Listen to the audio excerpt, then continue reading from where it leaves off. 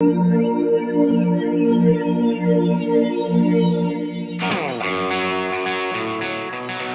episode of In the Trenches is brought to you by System 12 Guitar Method. Sign up today at ryanroxie.com.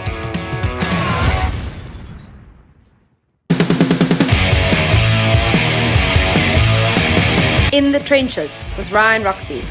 Hello, folks, and welcome to another episode of In the Trenches with Ryan Roxie. I am your host. Today is a very special show. But as I let you guys come on into the chat, it's the Ryan Roxie official YouTube channel. Hit that subscribe button there. Vic, our producer, there it is. And come on into the chat because we really want you to be a part of it today. It's going to be a great one. And if you are listening to us on one of the audio podcasts, whether it's Apple, Stitcher, Spotify, thank you very much. But we do want you to come over to our YouTube official channel. And like I said before, today is a very special episode because although we are used to having musical rock stars on the show, today is no different when I use the term. In fact, you could say we have one of the biggest rock stars of the internet here with us to discuss his new book, Beyond Order, 12 More Rules for Life. And much like a rock star, there's been no shortage of controversy, tribulations, and craziness on the ascent upwards. But today, we're happy to have him down here in the trenches. So would you welcome Dr. Jordan Peterson.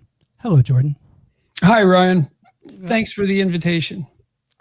Thank you so much for accepting it. I just, it's one of those moments, you know, and I think we're going to have a great show with it as the people file into the live chat because you do have an amazingly huge following, much like a rock star.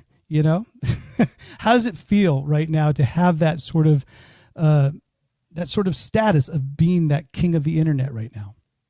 Well, it's complicated. I mean, it's an immense privilege. It takes me aback constantly. This all happened to me when I was, in my late 50s, really mid to late 50s, and it's a very large adjustment, and so I'm still not really comfortable with it. I've had to revise my identity substantially, and that gets harder as you get older.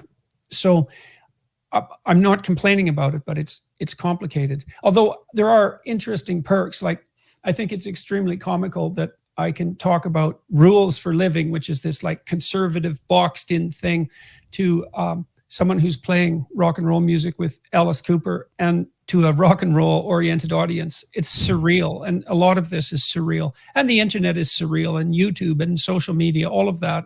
And its magnitude is somewhat incomprehensible. I mean, you must experience that to some degree when you're playing in stadiums, I would think. I definitely do have that feeling. But when I take it back to that feeling of structure, like you say, the 12 rules that you have, and obviously 24 now at this point. No, you can't have too many rules, But we need Everyone them. knows that. As rock and rollers, our life is so structured, if you're thinking about it. With all the time that I've been playing with Alice, our day-to-day is a very structured system. We have a schedule. It's 6 a.m., wake up, play some golf. Then we go on and Alice does some interviews. If I get to do a podcast, that's great. Slow nap. Go to the venue, sound check, catering, meet and greet, rock show, tour bus, playing some poker, rinse and repeat. So that's our structure. And it's day in and day out when we're on tour. But obviously this last year has been quite different for us. Yeah, how have you adapted to that? I mean, it must be amazingly disruptive. Doing this podcast has really saved me, and the people that support the podcast, thank you very much. They have been they've been very, very important to keep me out of this funk. Because you know what, Jordan? Because we talk about sex, drugs, rock and roll, and I found that there's one thing that's more addictive than drugs or any of those things. It's called attention. Yeah, well, it's the ultimate drug. That everything revolves around attention. It's the ultimate currency. Our eyes are evolved so that we can tell where other people are looking. So, if you compare our eyes to the eyes of animals, we have these really evident whites, and the iris and pupil stand out against that. And you can tell what someone's interested in and attending to by looking at their eyes. And it's a primary form of communication among human beings, and something that's quite unique to us. And that's an indication of just how fundamentally important attention is. Even our eyes have adapted so that we can broadcast what we're attending to so that other people can read our minds. So attention is. But even when we're doing these podcasts, I'm getting that attention. I guess I'm just imagining that there's a lot of eyes looking at us right now, or looking at me, and I'm getting that sort of ego boost. Nothing does, though, replace a live show. And I'm wondering if it's the same for you with your lectures, because you've done so much online the last couple of years, but you really cut your teeth. And you were basically in the trenches for many years doing lectures in front of live audiences all the time. And you still do. Yeah, I love doing that. And I did that tour in 2019, 2018 and 2019, and spoke to audiences all over the world.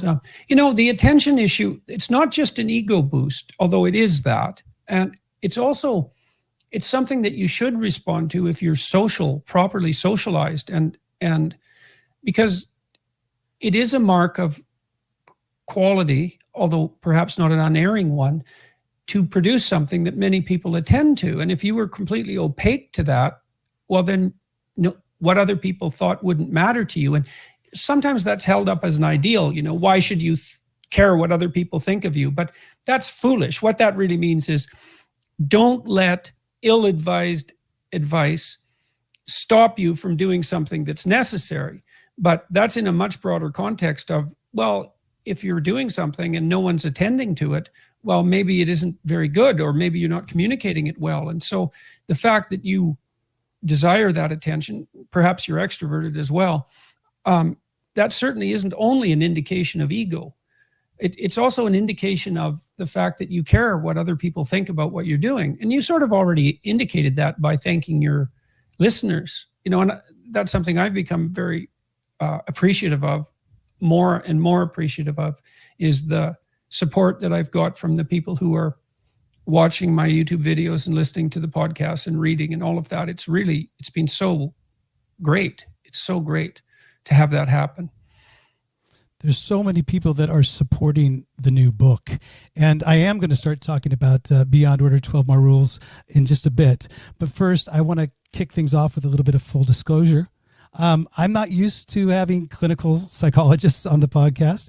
And I'm watching everything you're doing.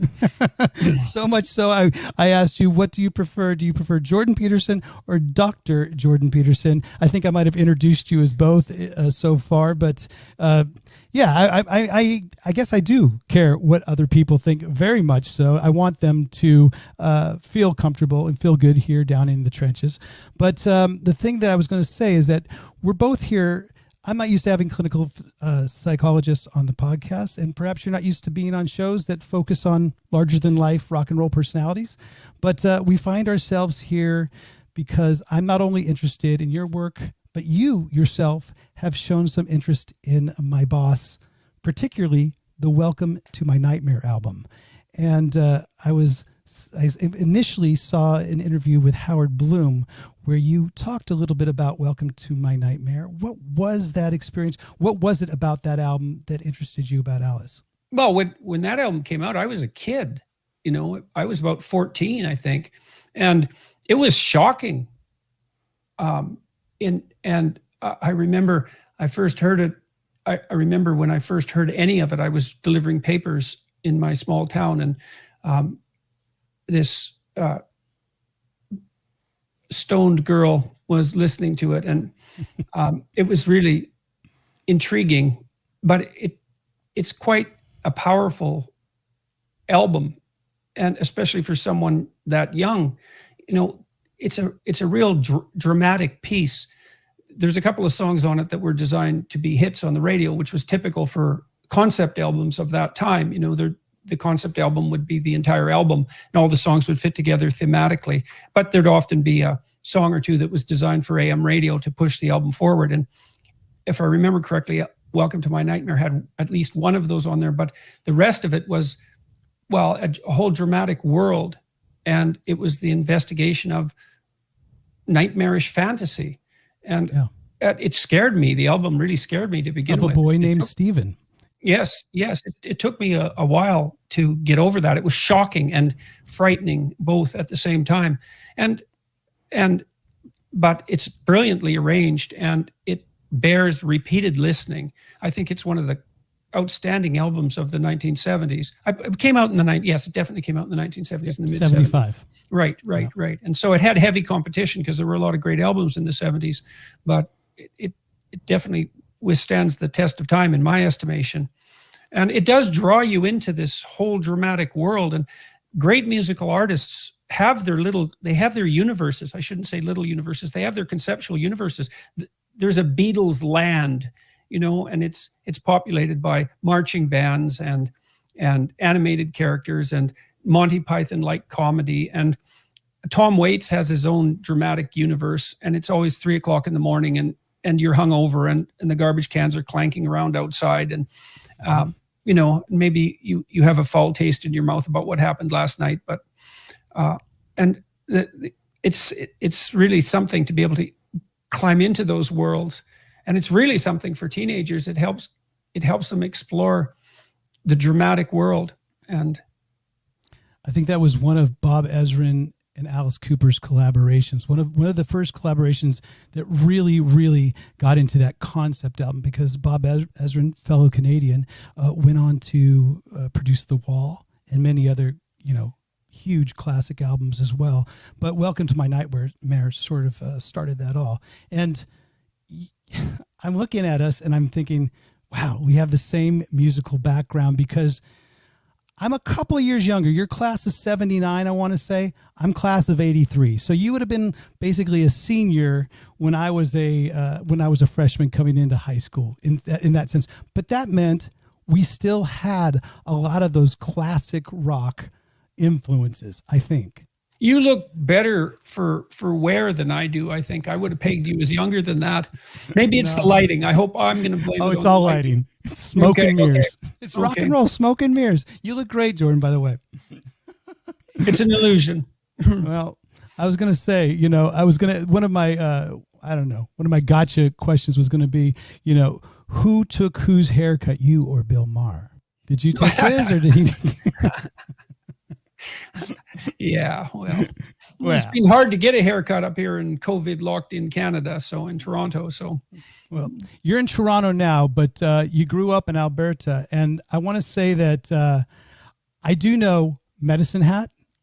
I believe that's in Alberta. Yeah, it's about 700 miles south of where I grew up. So, yeah, a lot of people don't realize that you did a lot of hard labor up there in the great white hope of the North. And I live in Stockholm, Sweden, so I know my share of snow in April as well. So, God, we had snow August 6th one year when I was taking swimming lessons. Well, the name actual Jordan B. Peterson as well. I'm familiar with the B. Maybe some people don't know in our chat and our fans. By the way, thank you so much for subscribing to the channel right now. We have Dr. Jordan Peterson with us. What is the B? It's for Bernt, which is a Nordic name. I want to say it's Norwegian. Yes, it is. It's my great-grandfather's name. Yeah. What about the other classic rock bands besides Alice? And because you're from Canada, I grew up in the Bay Area. Was Rush, Triumph, were any of those bands big as they were in my little world of California? Were they as big in Canada? Rush was big. I wasn't a Rush fan, and I wasn't a Triumph fan either, but those bands both were big.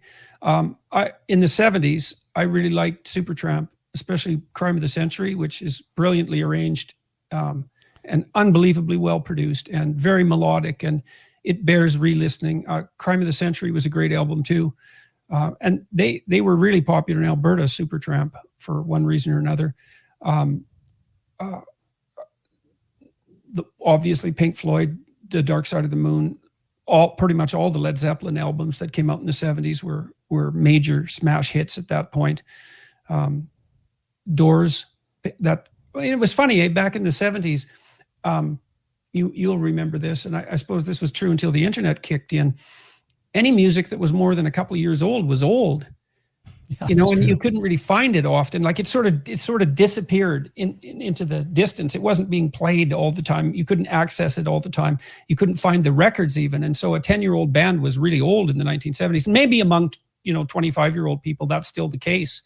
But now music is just there everywhere all the time. And my son listened to music from the 1920s right through, well, whatever time happened to be current when we were listening to music, and all those temporal barriers to listening to recorded music were all gone because of the internet.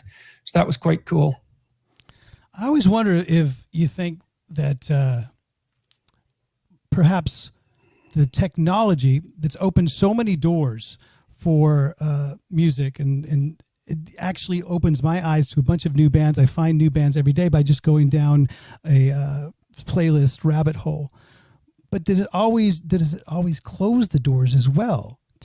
Because back then we would have to do the research. We really did have to go out. If you liked a band, you had to go out and search for them, and find the one magazine that would come out a month to hopefully find maybe some words about them. Now you can just go on the internet and find out their net worth. Right, and everything else. Well, technology has changed other aspects of musical recording, popular music recording too, because it's decreased the importance of concept albums, for example, because the single tends to be the unit of production, even more than it was back before the net. People who are listening to music, I suppose, seriously, more than Top 100 AM, would really get into a full album. I mean, I used to sit around with my friends when a new album came out, especially one that was rather complex. So that may be typically a Pink Floyd album or something like that, or a Led Zeppelin album, which you often had to get accustomed to through multiple re-listenings. We'd listen to the whole album and assess it and analyze it, and to the degree that we were capable. But it was an album-oriented experience, and of course all the graphics that came along with the album were also were also an important part of that experience. So it was more theatrical, I would say. It was more of a theatrical experience than just listening to a single. And a lot of, well, you lose something because of that. You gain this incredible access to every form of music at your fingertips, and that's really something. But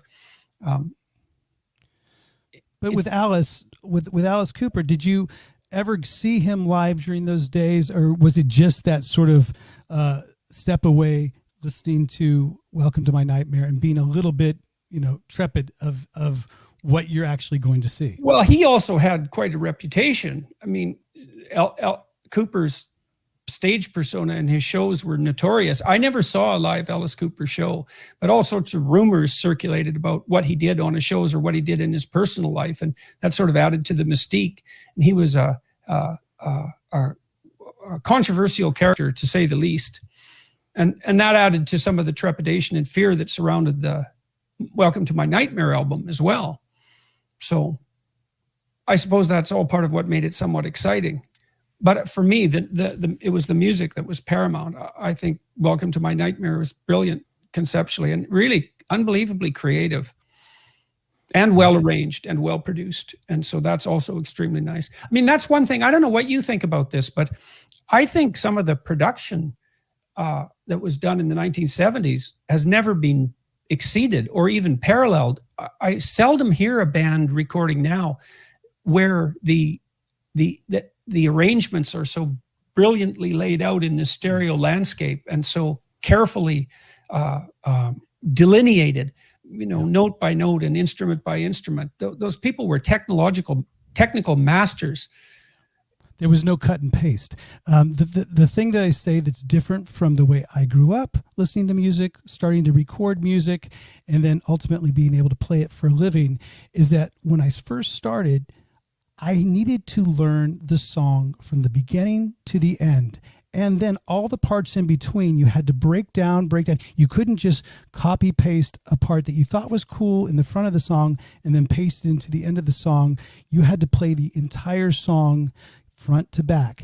And, as recording went on, now I'm used to playing a song, recording it, and then only having to record a verse and a chorus because the other stuff can be sort of copy pasted and then it goes on. And it's a really good point that you make, because I think it should go back to a more analog sort of mentality. Even though we have such great technology, you can make great technology, things can go quicker, because obviously you don't want to be recording vocals the way we did back in the 1980s and 90s with tape, because it would take too long to actually get the vocal performance down. But at the same time, I do feel that having that time to really break down a song strengthened the music. And what do you think about on the technical end? I mean, do you feel that recording techniques and arranging techniques, the quality of published music now, do you think that on average it's better than it was in the 70s with the more analog equipment? Or I think all the digital equipment tries to model what an analog equipment can do. I understand that there's certain things and certain styles of music that have actually benefited from it. For instance, whatever disco is today probably sound, even maybe not though, because I think disco had a little bit more soul. I know you're not a big fan of disco, but I grew up in the Bay Area. I grew up on AM radio. I had rock and roll and disco and funk and soul kind of all meshed into one on an AM radio, KFRC. I'm not sure if Alberta had that or, growing up, but I definitely had a huge spectrum of music growing up. And by the way, I got to say, there's so many Canadian bands that I really do appreciate. And I know that you like, I know that you've mentioned Tom Waits before, but I really liked Arcade Fire. Yeah, Arcade Fire, you said, and there was a couple other bands. Did you ever get into Sloan from Canada? No, Sloan no, I don't know. When you get older, as you know, it's young people who kind of keep you on the cutting edge of musical appreciation for whatever reason that is. Maybe, I don't know exactly what it is. Maybe they have the time, or they have the time and the interest, or maybe it actually is an age-related phenomenon. But my kids also alerted me to all sorts of bands that I wouldn't have found on my own. But I really like Arcade Fire. I think they're absolutely brilliant. They've produced some albums that are so good that it's really difficult to believe. I think you had said something about a band called Beach House as well as Devotchka as well. Devotchka, I like Devotchka. It's haunting. Yeah. It's got this Eastern European waltz thing going that's really quite interesting, and the lead singer's great. I know your son plays music as well, right? Yeah, he's got a couple of songs online. Julian Peterson. Yeah, he's got a really good voice, and it's been great to listen to him sing. It's a real pleasure. He comes over and plays the piano or the guitar, and we sing together, and I love that. It's so great. I would love more than anything else, I think, to be able to sing. I can't really imagine that there's anything more fun. That's such a weak word, fun. Because music is way, whatever music is, it's much more than just fun. It's right. Great.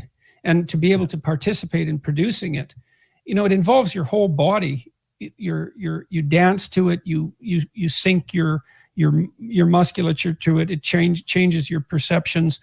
When you're singing, you're immersed in that patterned, rhythmic, harmonious landscape. It seems like such a healthy and great thing to do. I'd love to be able to do it. I'm not good at it, unfortunately. I think there's a lot of Jordan B. Peterson fans that would like to hear you sing on a song, sing on a record, sing some sort of rock record. Well, one of the things that's funny, there's this character. First of all, I did release a song on TikTok. Did you now? All right. Well, Vic, do you have a clip of that? Can you put that up? Vic? Oh God, don't do that. I sang the Philosopher song from Monty Python, which is about all these philosophers on a drunken binge, and it's a very comical song. And I put it on TikTok because I was bored out of my skull one day and thought that I'd do something completely different, to use Monty Python speak. And so that's up there. Now you play piano as well? Well, no, I'm a complete fraud when it comes to the piano. I would say, look, I can play, or I could play, the Moonlight Sonata and the Appassionata and one other Beethoven sonata. But the reason I can play them, and I really can't, because people who can play them are great, and I'm not great. I'm Don't say fraud, because I told you earlier before we started taping that I had Eric Weinstein on, and he definitely told me, he convinced me that I am not a fraud of a podcaster. I am an imposter, which means I have the will to do it, and someday I have the sort of chance that I'll get better at it and eventually achieve what I'm going after. So yeah, well, that's a really important distinction that you're making there, because I do write about that in both books, in 12 Rules for Life and Beyond Order. Nietzsche said at one point, the German philosopher, that every great man is an actor of his own ideal. And there's something in that about greatness in general. So imagine you do have an ambition. And so an ambition is who you could be calling to you, let's say. And you start to put that ambition into practice by doing this thing that you want to get good at. To begin with, you are an imposter. And Weinstein emphasizes that rather than a fraud. You're an imposter because you're not good enough at it to be doing it. But how in the world are you going to be good enough at it unless you stumble around in the dark to begin with? and that, now it might be fraudulent at that point for you to pass yourself off as greater than you are, but you do have to adopt a new identity and in some sense try that on and pretend to begin with before you actually become that thing. But I don't think that's what I'm doing with my piano. My piano. No, I've played these Beethoven sonatas for 30 years. I don't think I can play them at all now because I haven't really played the piano for about 2 years. Unfortunately, it's too loud. My hearing is too sensitive to really be able to tolerate it. I couldn't even listen to music for a long time, which was just a terrible loss. Man, it sucked. It was terrible. It was too loud and hurt, but also the depth disappeared. I couldn't get into it in that lovely way that sort of puts you into a trance. One of the things I really love to do is drive with loud music on, and I can put myself in a kind of, well, I hope it's a safe trance and that I'm not posing a danger to anybody on the highway, but I can look at the entire landscape in a sort of non-focused way and listen to the music, and it just transports me. I love that. I can do that for hours, but I haven't been able to. Anyways, with these Beethoven sonatas, I could eke them out on the piano, and Appassionata particularly is quite complex, but I can virtually play nothing else. I can do some improvisation. I know some chord structures, and I can produce relatively complex improvisations, but fundamentally, I'm like an idiot savant on the piano. I've got a couple of tricks, but other than that, man, I'm not there.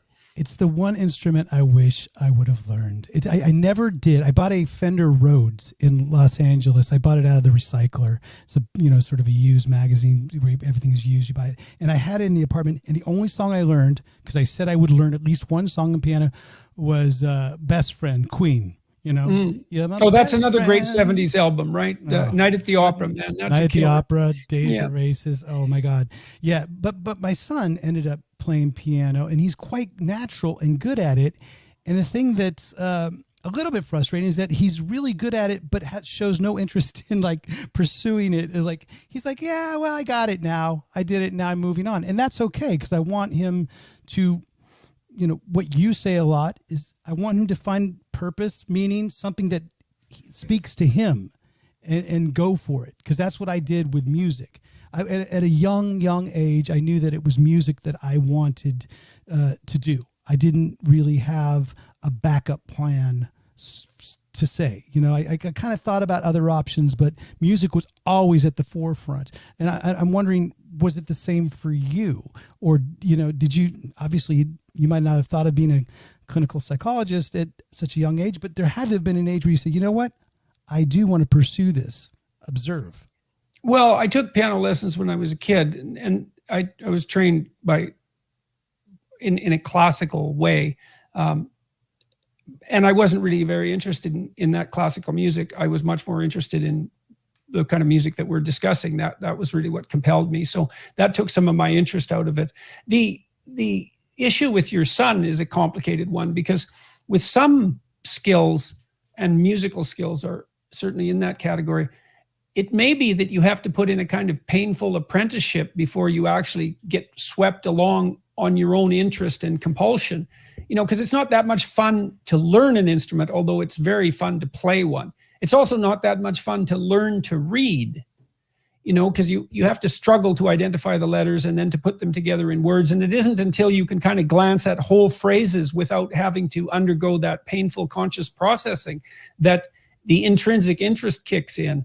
And so when you're thinking about your son, I don't want to give unwarranted advice here, but I really am in favor of let your interest take you where it takes you. But there is this element of discipline that's also necessary for complex skills. And so with children, it's complicated because you want them. It's such a gift to have musical skill once you're an adult. And you have to ask, well, how much is it worth torturing your children to get them to develop that? And the answer is probably quite a bit, because it's such a gift. I mean, my son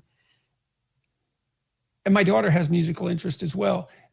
It was harder for her because she was really ill for most of her childhood, so she couldn't pursue it to the same degree that he did. But, it makes up probably about a quarter to a third of his life in terms of what brings him along and compels him forward. And he gets to perform, and he's good. He's a good guitar player, and he's credible on the piano as well. Much better at it than me, with much, much, much less practice on the piano per se. And so you think with your kids, well, how much do you crack the whip? We put Julian in piano lessons when he was young, about 4, and it was a struggle because he was a strong-willed kid and he didn't necessarily want to sit there for half an hour. But it was easier for him for singing. That was more compelling for him, and that's where he got most of his musical education. And that's been great. It's a great gift to the family. It's wonderful to be able to go over to his house and to have him play, and for all of us to sing together. Great. I think he actually sang a really great rendition of So Lonely at your graduation.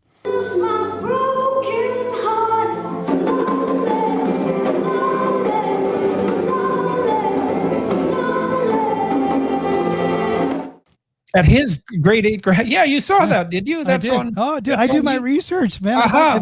If I am going to interview Dr. Jordan B. Peterson, I'm going to do my research and go down that rabbit hole. And it's a great version. It's somewhere on the internet. It's in the ethers there, but you can find it. You can find it. It's unbearably cute as far as I'm concerned. And one of the things I loved about watching him was he was so self-possessed as a performer.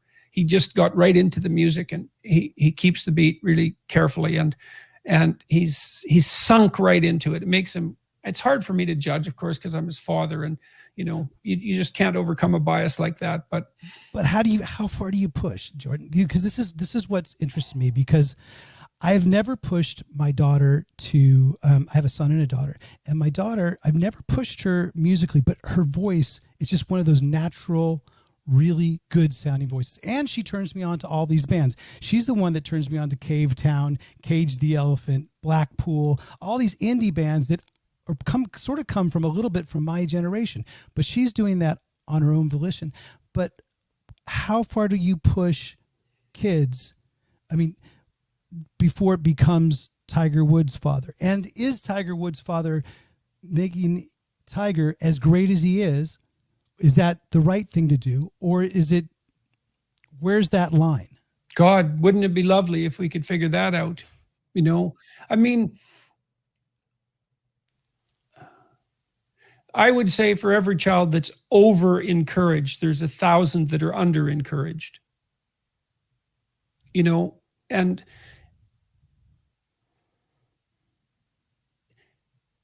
you obviously don't want to push so hard that your relationship is disrupted. And so to some degree, you have to calibrate your interactions with each child. And you do that even with discipline.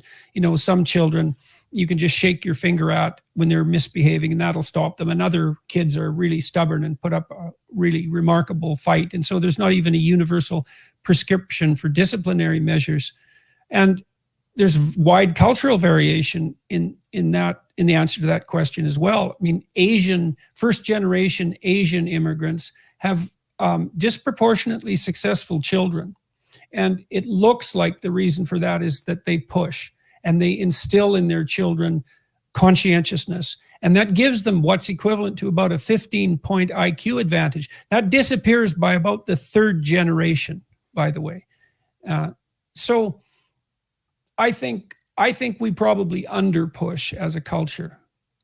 That's my sense. But it's very, very difficult to tell. And I think partly we under-push because, well, there's first this misapprehension that if you discipline your children, you'll destroy their creativity. And that's just not true. That's based on a misapprehension of creativity. And I also think often it's an excuse for not engaging as well. You know, I don't want to push my child too hard. It's like, well, yeah, really, you just don't want to take the time. My father spent an awful lot of time with me when I was a kid, 3, 4, 5, 6 years old, especially learning to read. And it was a tremendous gift to me. And I'm thrilled that he did it. And he had extremely high standards, but I don't think he pushed me, at least with reading. What he did was encourage me. And that's a skill and a gift to manage that with your children, isn't it? To encourage them. It's that balance. And I'm sure there's a lot of people right now listening to the show that have kids that are dealing with this day in and day out, because it is that, where do you cross that line?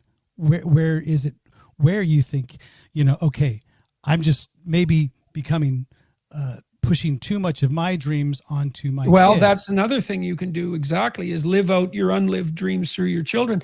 Look, you shouldn't be any easier on your children probably than the world is going to be, because you're not doing them a favor. No, my wife would love that advice, because she's wanted me to ask you about your sort of feeling on consequences, and this sort of becomes about that.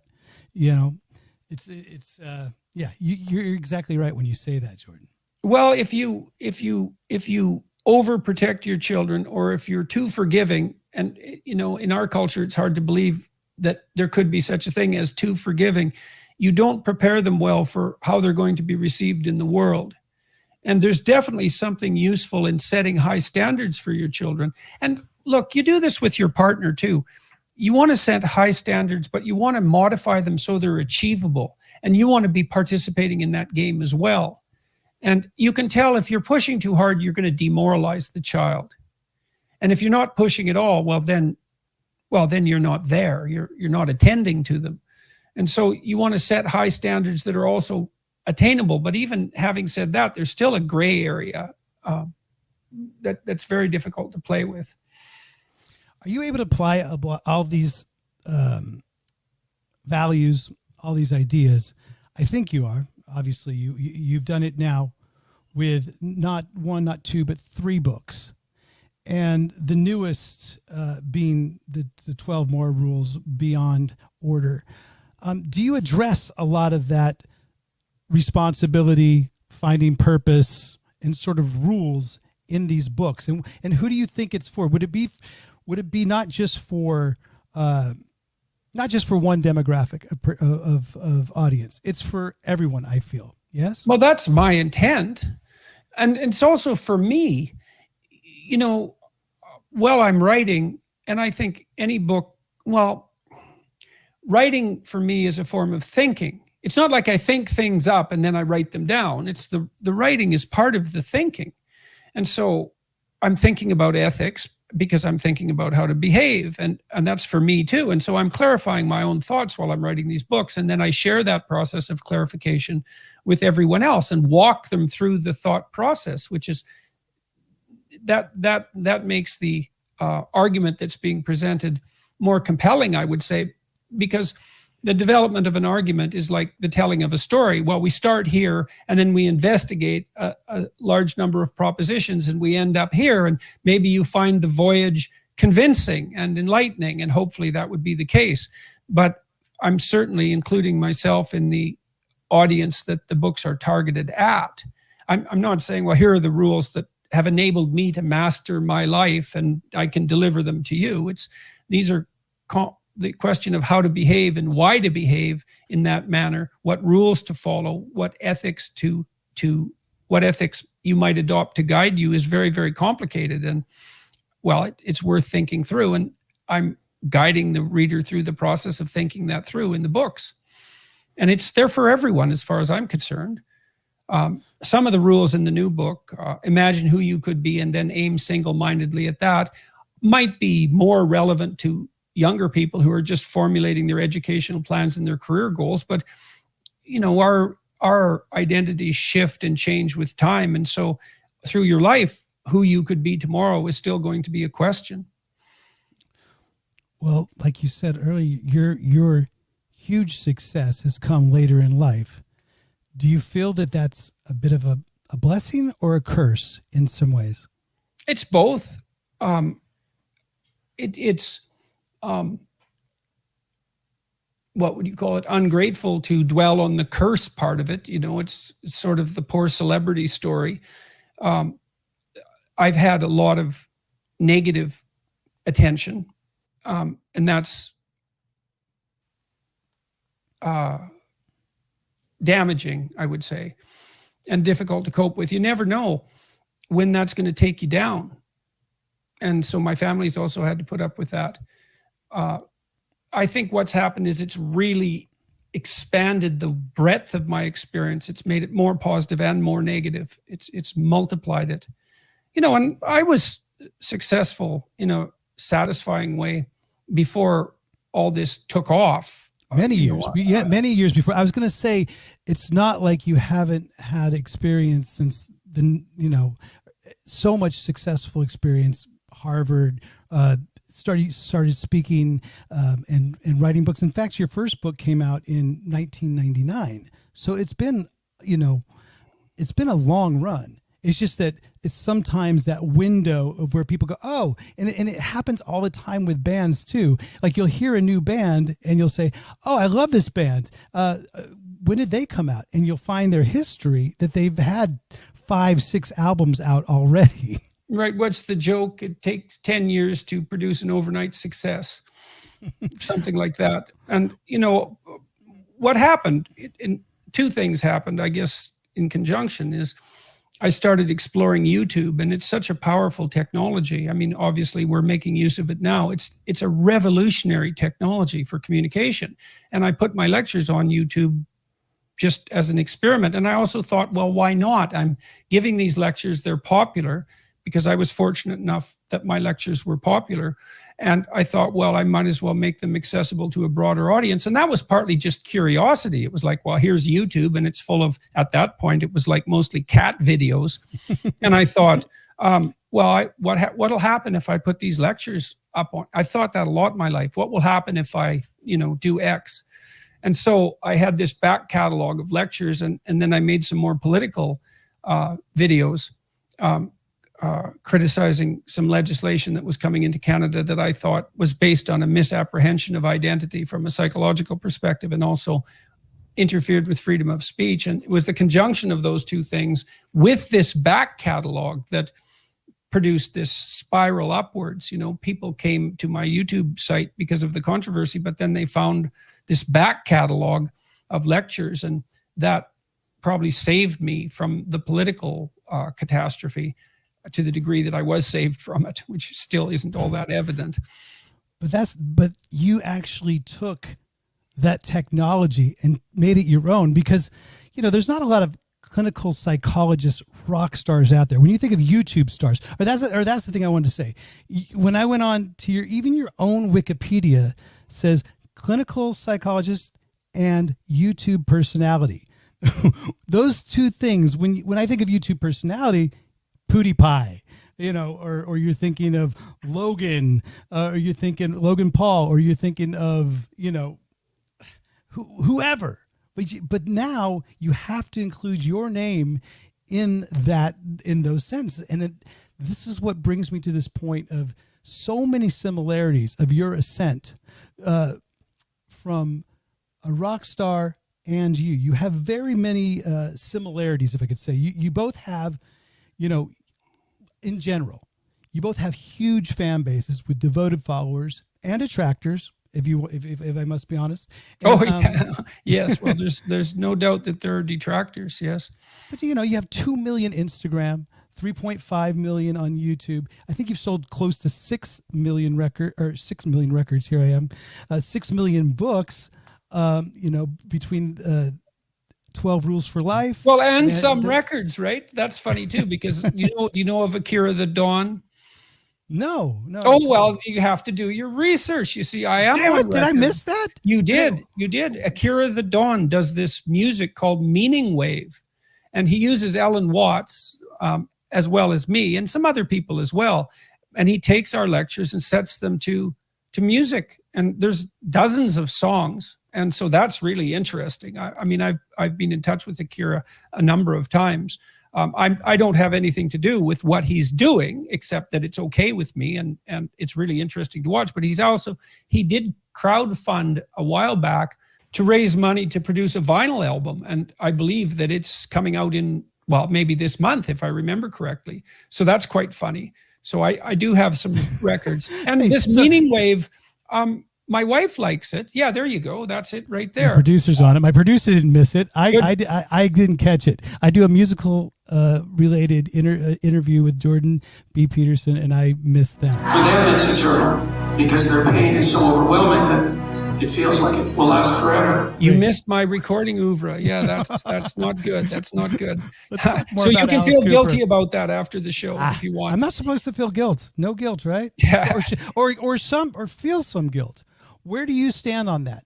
Feeling guilt or not feeling guilt? Because there's guilt, man. But look, you need boundaries on that. All the negative emotions can go out of control. Look, it's like philosophy of punishment. How bad should you feel when you did something stupid? You should feel just bad enough so that you don't do it again. But no more than that, because there's no utility in it. Like, imagine that the functional point of feeling regret is to alter your behavior in the future. And then think further about that. You might think, well, what's the purpose of memory? And you would say, well, it's to remember the past, to provide an accurate record of the past. And that's not right. That isn't the purpose of memory. The purpose of memory is to stop you from doing the same stupid thing again. Yeah. And so if you've learned your lesson, you should let yourself off the hook. And I also think that's a good rule for forgiveness. It's like if someone has transgressed against you, your partner, say, in a marital relationship, or a friend for that matter, a child, anyone that's in repeated interactions with you, and they do something wrong, you might ask yourself, well, when do you let go?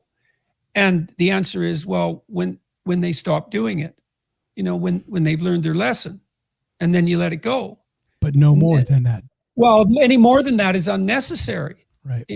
What it starts to do is it produces damaging consequences that aren't productive.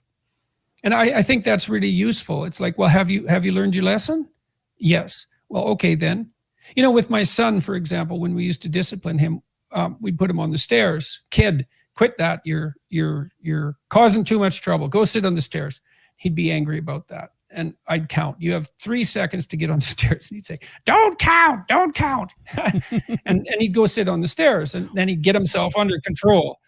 And we used to let him up as soon as he would behave. So the rule was sit on the stairs until you get control of yourself, and then come and talk to me and tell me that, you're ready to be a civilized human being. And that's the end of it.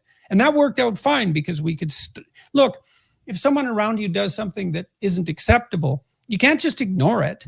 What the hell good is that? Especially if it's a child, if they're doing something that's disruptive and would make them unpopular with their friends or with any other adults.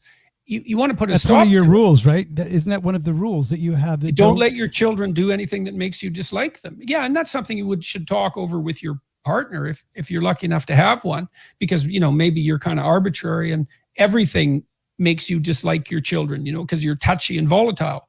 But roughly speaking, if your child does something that you don't approve of, what makes you think other people will approve of them? And then you have to ask, well, do you want your child to be approved of by others or not? And, a cynic might say, well, you don't want to turn your child into a rampant conformist and crush all their creativity. It's like, yeah, that's not the point. You want your child to be unbelievably welcome in social groups. You want everyone to want to play with him or her. You want that. And so then you have to modify their behavior very carefully. And if they annoy you, well, probably they're going to annoy other people. And like, you want your son to be annoying? That's not good. Yeah. And I can't be the only one there, folks. They're in the going, yeah, that's what I need to do. I get it. Well, we really tried it with the kids with humor, because there was a lot of exchange of jokes in our household, and the kids were always in on that. And we tried to teach them the fine line between, funny and annoying, or funny and mean, because it's a really fine line. And actually, the better you are at being funny, the closer you get to that line. But you have to attend very carefully, and then there has to be consequences. And you have to say, no, look, that joke's not funny anymore. You've taken it too far. And well, that harks back to our discussion about how far you go with kids. You go as far as you can and be competent. Your child is so starving for your attention. It's just, kids will do absolutely anything for attention. And so your attention is so valuable to them, and you can spend that helping them become better children. And hooray, that's what you should be doing. Apparently so will guitarists. Yes, definitely. Yeah, well, you should respond to your fans, right? I mean, why wouldn't you? They like you. They're on your side, and they're for you. And they'll tell you, if you listen to them, at least to some degree, what you could produce that they would be appreciative of. And so, of course, you should care what they think of you. Now, obviously, you can take that too far. Hello, folks. Roxie here. Hope you're enjoying the podcast so far. I'm very excited today to announce our newest sponsor, Beyerdynamic. They produce some of the industry's very best quality microphones and headphones, and that's why they're the perfect fit right here in the trenches. You're hearing my voice today through the great TG V70 microphone. This mic is perfect for any home studio, plus I get to use it on stage. I have paired the mic with the legendary Beyerdynamic studio headphones, and they're called the DT770 Pros. These are amazing for analytical listening, truly the most authentic sound experience I've ever had. So whether it's listening to a podcast or one of your favorite albums, I definitely recommend these.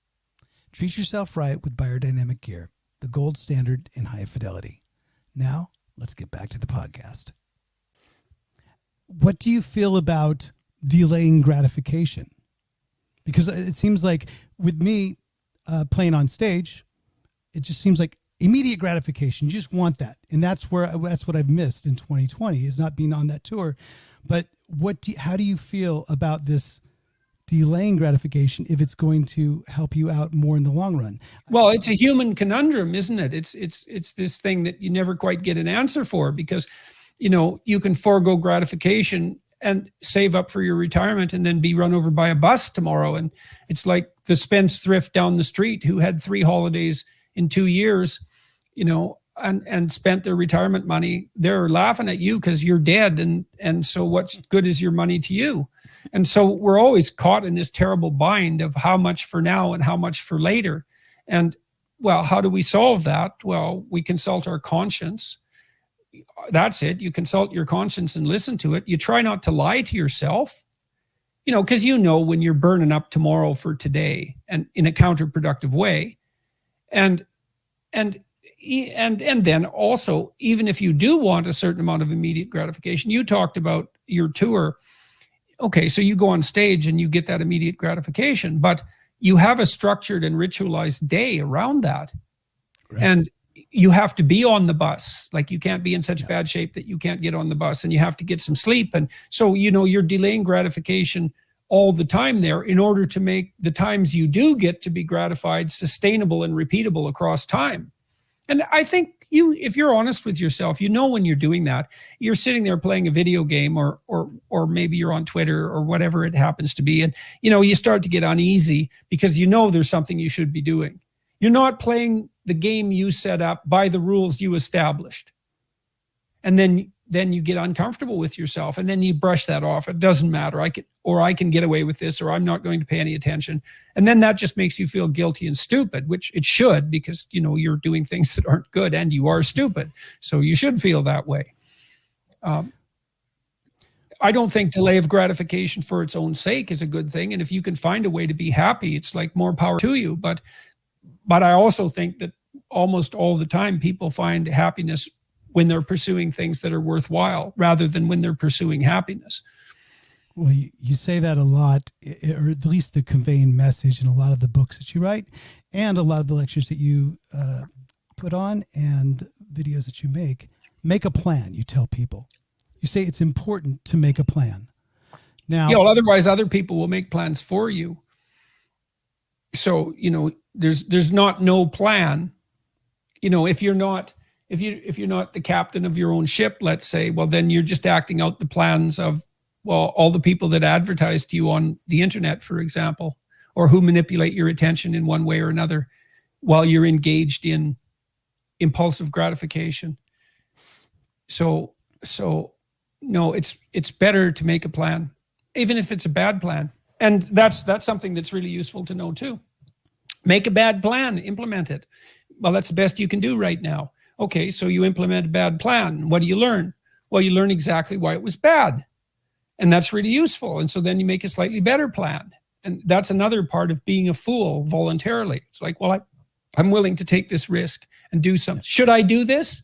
And this I've learned as a consequence of being a clinician. I really learned this because you might ask yourself, well, what if I don't know what to do? Should I just wait until I know? And what I've observed is that's not a very good strategy. You should take the best stupid plan that you have and implement it.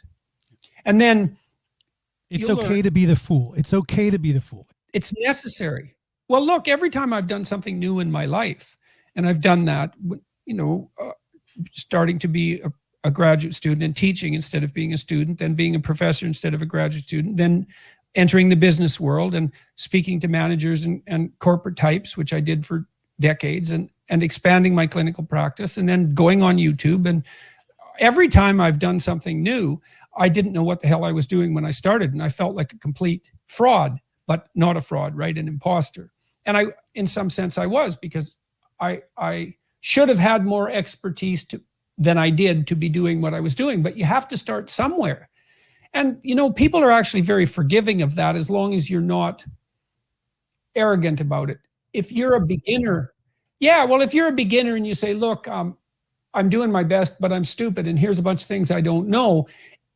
Generally speaking, the competent people who are in that domain will help you. Now, if you put on airs and you pretend to knowledge that you don't have, and they can see that because they actually know, well, then they're not going to help you because they're not going to trust you. But if you're a genuinely blind beginner, then anybody with a decent heart who's real is going to help you because they were blind beginners at one point too. And in all likelihood, they found someone to help them. So I would say to young people out there in TV land, so to speak, like, make a plan, man. And if it's bad, don't worry about it, but stick it out and learn, and then you'll make a better plan. And maybe reach out to help from people higher up, and they will pass the torch on to you. Whatever it is, the torch of rock, the torch of knowledge, they will help. And you are right, because I do get that a lot from people that whether they DM me and stuff, they'll ask advice, and I will do my best to always return responses. Why do you do that?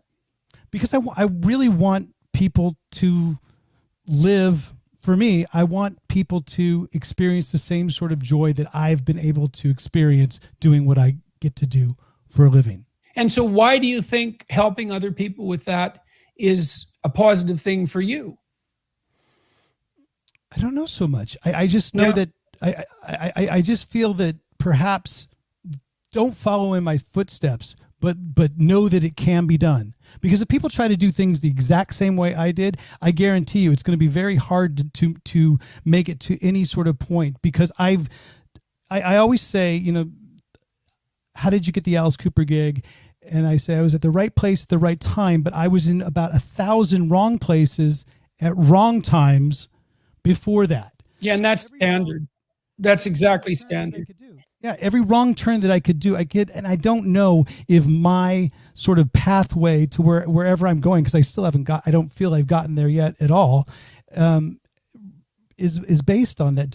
Don't follow in my footsteps, but look at my footsteps and see that they can actually get to a certain point.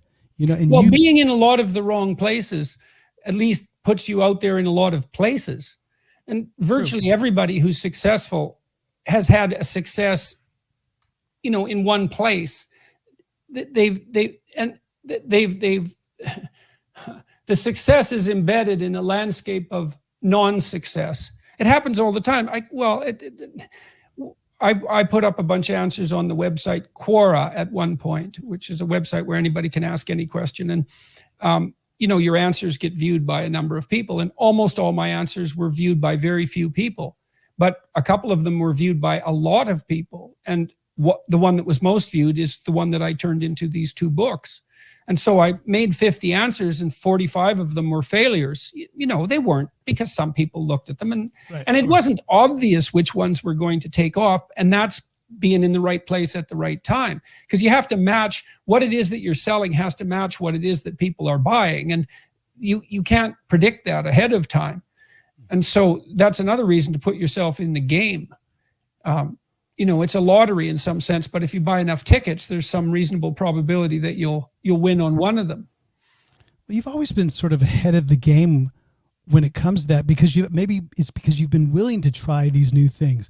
Like I said, in 2013, way before YouTube was a thing, you started it and you put out, you did a TED Talk. I can tell you another thing about that maybe will be helpful to people.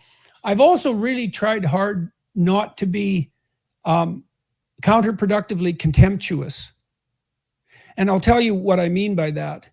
Among my academic colleagues, because I've been involved in various business ventures for decades, and with a certain degree of seriousness, not as much perhaps as someone whose livelihood is dependent on that business alone, but my clinical practice was a business, and I have these suites of self-development tools online and so on. And so there is a business aspect, and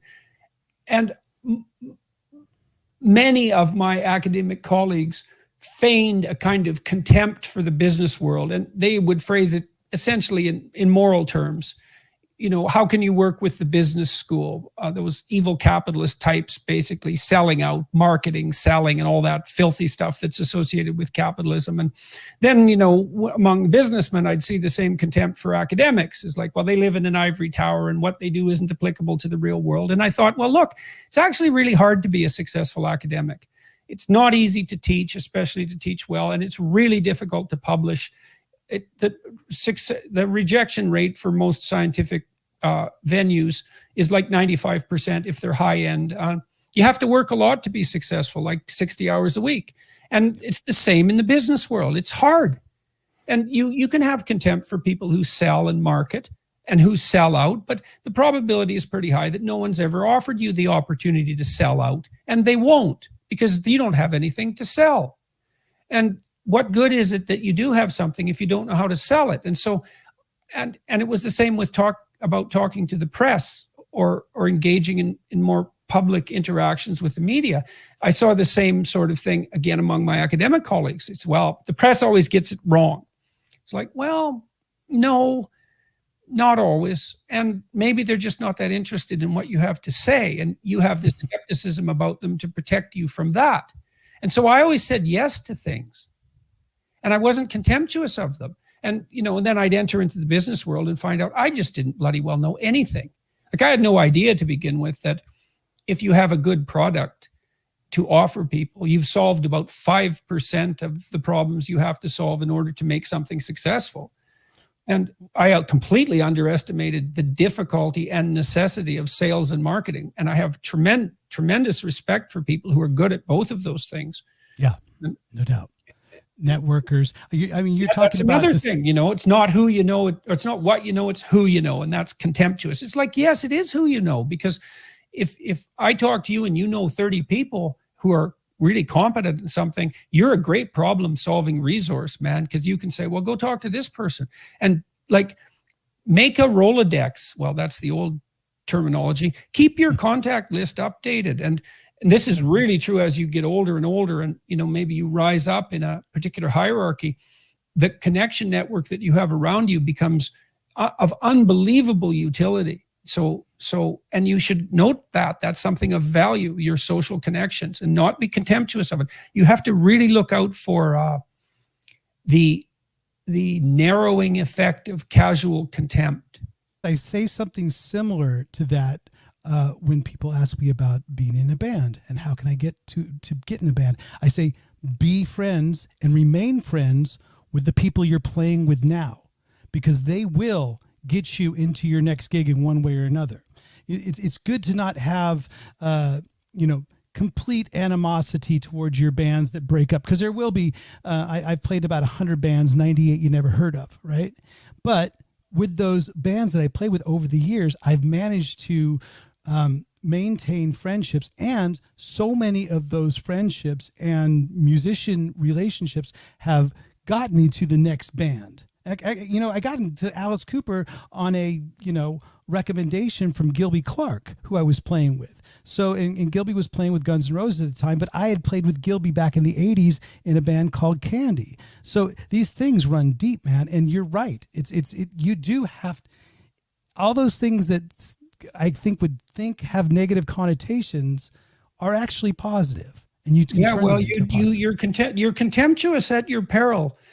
And it's a really nasty thing. I mean, I also see with my books, the mainstream media critics in particular are often contemptuous of my audience, or my supposed audience, and they say, well, it's, young male incels or something cutting like that. And I think, well, even if it was just young male incels, do you think that, like, those are untouchables or lepers or something like that? They're supposed to be shunned outside the walls of the city and never spoken to. And that contempt is really a bad thing. I really think it's driving political division to a great degree. I think it lost Hillary Clinton the election in 2016, because she was contemptuous of the basket of deplorables, many of whom were hypothetically the working class audience that the Democrats were actually supposed to serve. And I see the same casual contempt between people on the right and the left now. And in Beyond Order, in my new book, the first chapter in particular, which is do not carelessly denigrate social institutions or creative achievement. It's an argument for paying attention to the people who aren't like you politically or temperamentally. So the liberal types are more creative, generally speaking. That's a predictor of liberal affiliation. And I think the reason for that is that more creative people like information flow. So they like loose borders, and that sort of tilts them in a liberal direction politically. Whereas the conservative types, they're not so interested in information flow. It doesn't capture them the same way. And they're also more orderly and conscientious. But you need both those sorts of people. You need the entrepreneurial liberal types to start enterprises and to rejuvenate tired and desiccated institutions, but you need the conservative types to run things efficiently and to keep track of detail. And those are really different sorts of people, and diverse. There's where diversity really lies, in temperament. And it's hard for people of different temperaments to understand each other, but they're necessary. That interplay between the temperaments is unbelievably necessary, and you should develop an appreciation for it. And the way you talk about conformity, it's another one of those things. It's not a bad thing, because you equate conformity sometimes with peace.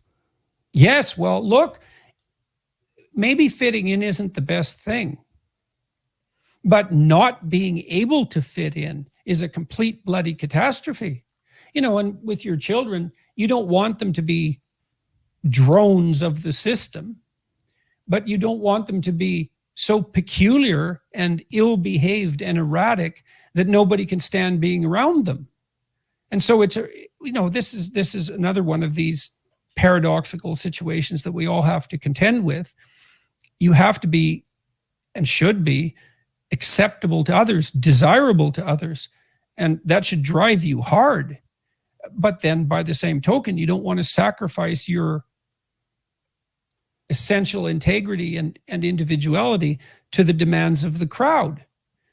But you have to be aware of the virtue on both sides of those things. And, well, I think that before you can be really different, you have to be disciplined and able to conform. And then maybe you can get past that. You learn the rules first, and then maybe you can break them. Do you think that you'll go on another one of these book tours? And the things that you're saying right now, I could see this being a live show. I could see this being a tour, maybe not as big, or because I question myself, will it ever be like it was in 2019 touring or, years before? Are we going to get back to this point where we can meet in a huge social gathering without being paranoid? And because so many of these ideas, I can see you, standing in front of a large audience and people really taking it in. Well, I'd love to do it. I really loved the tour. It was extremely intense. Which is another rock star thing that you did. You did an actual 160 city world tour, which is so. Yeah, well, and all these venues I went to, these theaters, these beautiful old theaters, they were places where all the people who I admired in the artistic community, musical community particularly, but some performing community as well, they had all played. So that was so fun to go backstage. And, in most of the theaters, there's a wall where everybody who's performed has signed.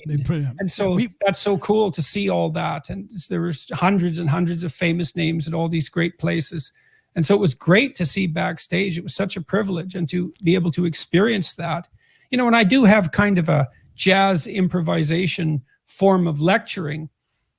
I have these stories and concepts that I've worked on for a long time, probably mostly through writing, but also through practicing them in speech. I can draw on them, and then so I can kind of aggregate something original on the fly and pay attention to the audience at the same time. And well, you must know what that's like as a musician. With how improv, yes, but we need structure as well. Well, absolutely. But you get to the height of a performance, if you're lucky, where you're playing the whole auditorium because everybody in the auditorium is on sync with what you're doing. And you can feel that. You can feel that when you're in the audience at a concert. They say the whole place is rocking. And that's exactly what's happening, because everybody's on the beat and they're all in the same place. And can you feel that at a lecture? Absolutely, man. Absolutely. But you get that, and I'm sure this must be the case for musicians. You get that when you're also attending to the audience, because you have to be reacting to them. There's this mutual reaction. Yeah, exactly. And when that kicks into the right groove and the whole place gets rocking, that's when it's like a religious experience at a musical show. And it really is like a religious experience. That's exactly right. And so a lecture can be like that if you're really communicating with the audience, and you have to watch them, individual audience members, to be able to do that. And you can't just be reading or even stating something that's been memorized, because it detaches you from the audience and you can't bring them into the groove, whatever that is that's occurring. But it's great when that happens. There's nothing better than that.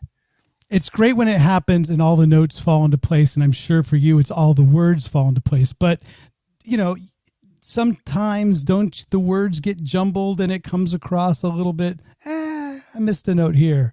Oh, definitely. Well, and there are notes too, right? Because look, part of the reason we respond to music the way we do is that our speech is musical. Right. You don't like listening to someone who's just speaking in a monotone with no cadence or rhythm. And the reason for that is that there's no melody. And the melody carries the emotions. And so when you're speaking, you want to get the rhythm right and you want to get the melody right, as well as the words. And I think part of the reason that Akira the Dawn has been able to set my words to music is because I do speak rhythmically. And when I write a book, I read all the sentences out loud and I listen to them to see that they have a beat.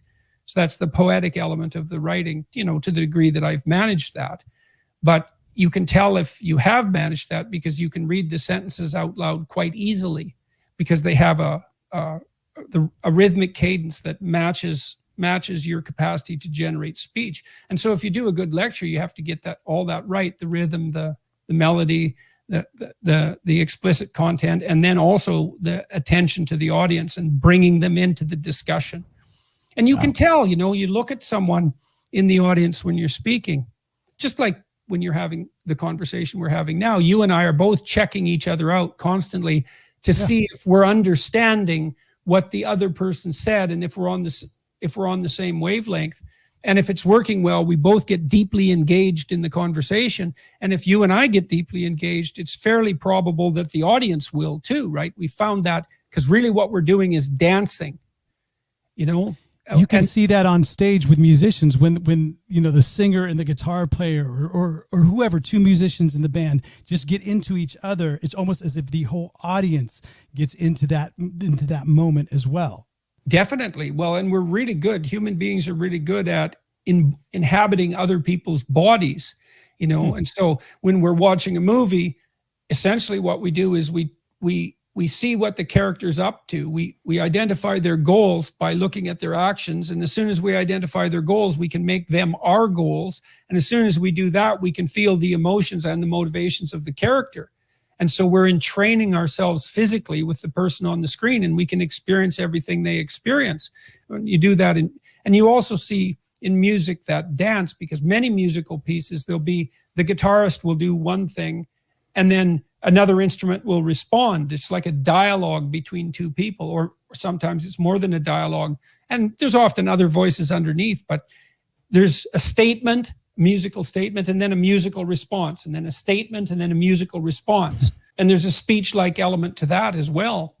So, well, let me ask you, because now I'm really curious, because I have these huge musical influences that I've looked up to since I was a kid. I always say I looked at the posters on my wall. I wanted to become those posters, and eventually I was able to make a living and actually playing with some of those posters.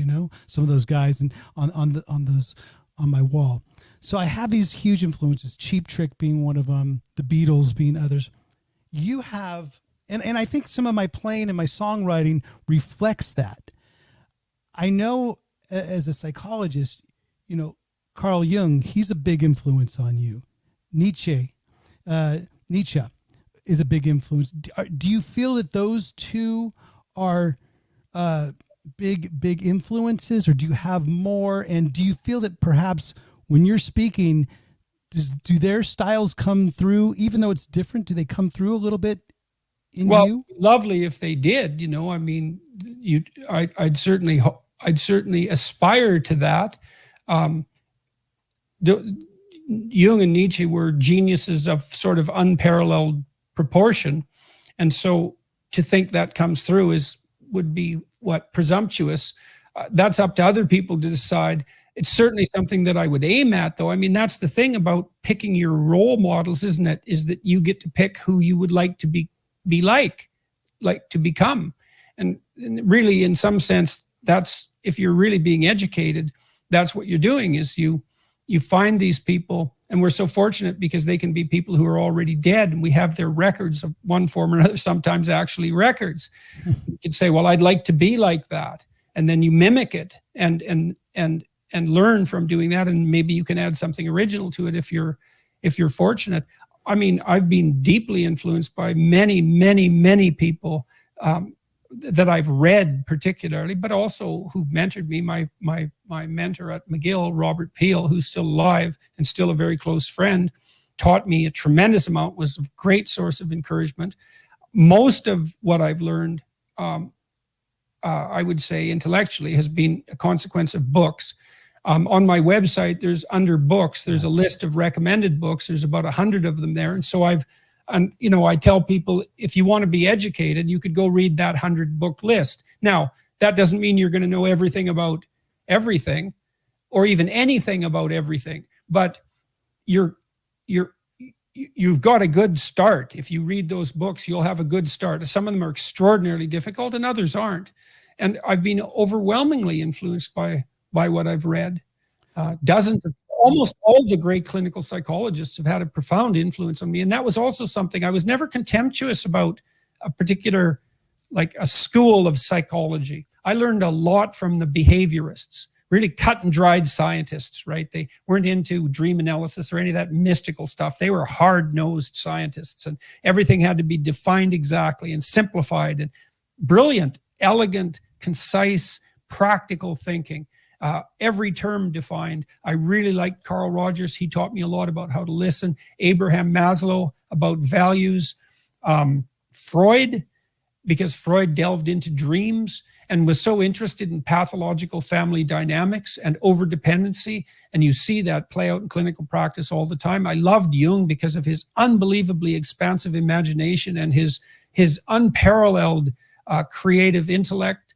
And Nietzsche, because of his way with words, God, Nietzsche bragged at one point. He said, I can write in a sentence what it takes other people an entire book to convey.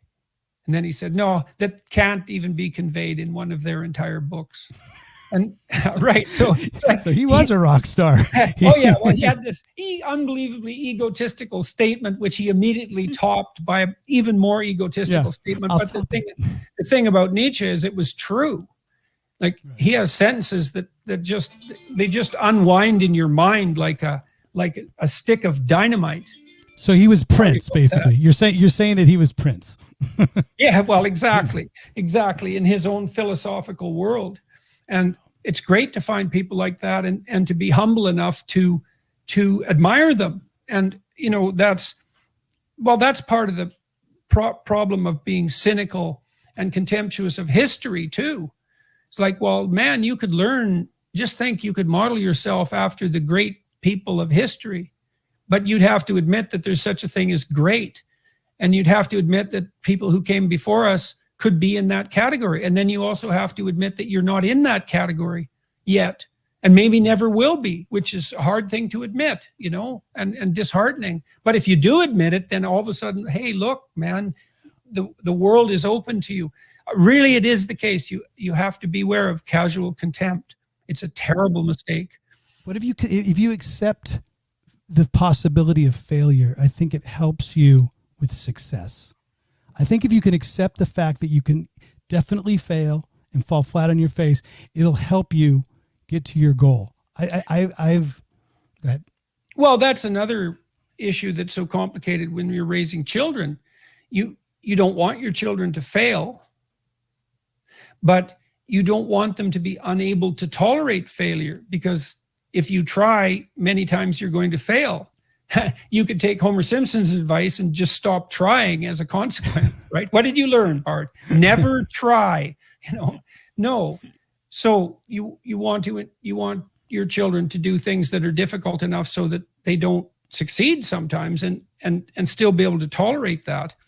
The thing about failure, though, my experience with failure so far has been that I never really did fail at anything I actually tried. Now, what I mean by that isn't that I necessarily got what I was aiming for, but I usually learned something that was extremely valuable that I could then use for something else. And I think that's, look, you can get unlucky and you can fail so hard that you can't recover. That happens. Look, people die, right? And sometimes they die because they fail at something. It's real, and it doesn't always make you stronger, to fail. Sometimes it just wipes you out. So it's a real danger. Can't always be a fortune cookie. Yeah. Everything I say, everything that you read can't always be helpful advice. Sometimes it does suck. Yeah, and sometimes it sucks, and there's very little to be derived from it too. Well, you can tell that, as I said, because people die. Sometimes the news is so bad that you don't recover from it. But that aside, my experience has been, and I've watched lots of people too, is that if you put your heart into something and discipline yourself in the pursuit of that goal, you'll gain all sorts of things that you can bring to your next venture. And so most dedicated effort isn't wasted. So that's a kind of optimism, I would say. We're so glad to have you back. I know it's been a tumultuous year for you, and it's great to see that the new book, Beyond Order, 12 More Rules for Life is out now, and it's coming. Like I said, to get real quick with the books, there's some rock and rollers books, go-to books all the time, and I saw that a few of them were on your list, but one of them wasn't. But I saw George Orwell. You have 1984 on there. You have Brave New World, Aldous Huxley, I think, as well. Or wait, that was Aldous. Yep, Aldous Huxley. But you did not have what? Oh, there's it is right now. Vic, our producer, is putting up that list, and there's so many people that visit the book list every single day. But also one book that was left out, I feel, and I just wanted to maybe put in it in a suggestion box. But what are your feelings? Because it is a very rock and roll sort of book. Maybe you can guess what I'm going to say, or you know what it is. But no, I don't okay. know. Anthony Burgess. Anthony Burgess. However you want to say it. That would be A Clockwork Orange. Now, right. Burgess also wrote on music, directly about music, and you can tell that too. Well, remember, Clockwork Orange has a brilliant musical score by Philip. You talk about the Stanley Kubrick movie, yeah. The Kubrick movie, yeah. It was put to synthesized classical music. Transgender composer. I would say maybe the first famous transgender person, Wendy Walter Carlos. Damn. Your research staff is better than mine. Music that was set to Clockwork Orange, which is brilliant. She or he to begin with, she later. Produced a synthesized version of the Bach Brandenburg Concertos, which is great, I think. The Brandenburg Concertos are very complexly layered, brilliant piece of music, multiple pieces of music. And if you use a synthesizer, with each change in musical phrasing, you can assign a slightly different tone. And so it adds a level of complexity to an already incredibly complex piece that acoustic instruments couldn't manage. The acoustic instruments, they have their great advantage, right? Because you can make them sing and you can bend and distort them in this a way that's almost alive. I've read actually that we process musical instruments perceptually using the same systems that we use on living organisms. So for us, musical instruments are actually a kind of living thing at a very deep neurological level. And you can kind of see that with an acoustic instrument and great musicians are so good at this. They'll take a note and bend and distort it almost to the point where it's dissonant and uncomfortable. And they just play with that edge of consonance and dissonance. And that's part of the way they show their expertise and their willingness to go, out to the edge of a boundary. And that's very exciting in a concert too, to hear someone do that. They put that rough edge on something. It's just about breaking in some sense, right? It's just about ready to fall off the tracks, and then it comes back on. That's the mark of a good solo. I watched White Stripes. Who's the main? Jack White. Jack White. He had a documentary about one of his tours. And he showed how he set up his stage, which I thought was so interesting. He had this old beat up guitar that was barely hanging together. The termites in the wood were holding hands, and that was the only reason it wasn't collapsing. And he could hardly keep it in tune. He had to tune it all the time while he was playing, while he was on stage. And then he put the instruments on the stage that he would run to in difficult to get to places, to put these obstacles in front of him to make it more difficult on stage. But the consequence of that was that he really had to pay attention.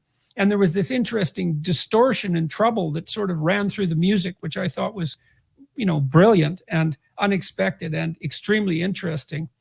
And you hear that in Tom Waits too, because every time I hear a new Tom Waits album, I think, oh, Jesus, you've finally gone too far. It's just too much. It's too dissonant. It's too harsh. It's too, it's nails on the blackboard. And then I listen to it 3 or 4 times and I think, oh my God, it's so bloody brilliant. And well, if you want to hear some dissonance, I'm definitely inviting you to the next show we do in Toronto. Actually, when the Alice Cooper Band plays Toronto, we love that town. It's quite nice. And I don't know if it's still called the Molson Theater, the outdoor. Yeah. That's a great place for music, eh? It's a great venue. Yeah. I saw Alison Krauss there, and that was really fun. And a variety of country music folk at that particular venue. And also, who else has played there that I saw? Now that's going to run out of my mind because I want to call it to mind. But yes, that's a great place to listen to music. It's lovely to do that outside. And hopefully we'll get lucky and we'll be able to do all that again soon. Yeah. And who knows, at one venue, because we do get to play a lot of those theaters that you were talking about with Alice Cooper as well. So hopefully our paths will cross, Jordan Peterson. It's been more than a pleasure having you on. I want to talk a little bit about the book and just where people can get it right now, because I know that you have some socials on there. Vic, our producer, can put up all those social media tags right there, folks. If you want to check out Jordan B. Peterson, the B is for burnt. Bernd. I have some Norwegian friends that say the same thing. I know that. I know that name. But I wanted to leave with one of your quotes from your TED Talk. And this might have been your first TED Talk, because I think my takeaway from it was it's really important for everyone to hear. Follow what you're interested in. It will confront you with adversity, but will change you from a citizen to an individual, and then the doors will open again. Am I close in saying that? And was that you? That sounds like something I might say. Okay. I love that because it is hopeful. At the end of the day, you do with your books and your knowledge, you are giving hope to a lot of people that need it. Well, wouldn't that be lovely if that was the case? I'd sure be pleased if that happens, because a little more hope would be a lovely thing, and a little more encouragement to people. I think we're bombarded constantly by, I think, really anti-human messages, about our guilt for the destruction of the planet and the horror of our existence as a species and our contemptible nature and all of that. And fair enough. We can be destructive, but we have a hard lot to bear, and we do pretty well given everything we have to put up with. And I think it's much better to encourage people than to discourage them, and to say, like, there isn't anything wrong with your ambition as long as it's allied with care for other people and honesty, and more power to you. And, you can bring out the best in yourself and others, and that'll make the world a better place. And I believe that. And it's very, it's a very positive thing to see the effect of that kind of message on people. And it looks to me like people are starving for it. And that's unfortunate,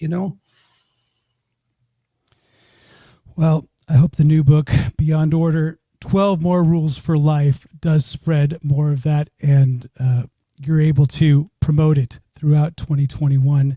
Jordan, thank you so much for being on In the Trenches. Hang on for just 1 second, and everybody here that's been able to see this very special episode for me of In the Trenches. Hopefully it was a special episode for you. I want to thank Dr. Jordan B. Peterson for being our guest today. Go out and check out Beyond Order, 12 More Rules for Life. Thanks again, Jordan.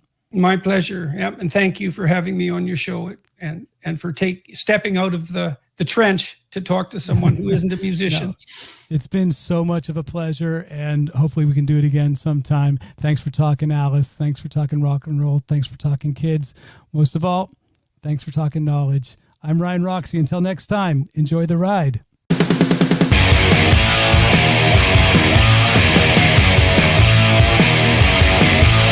In the Trenches with Ryan Roxie.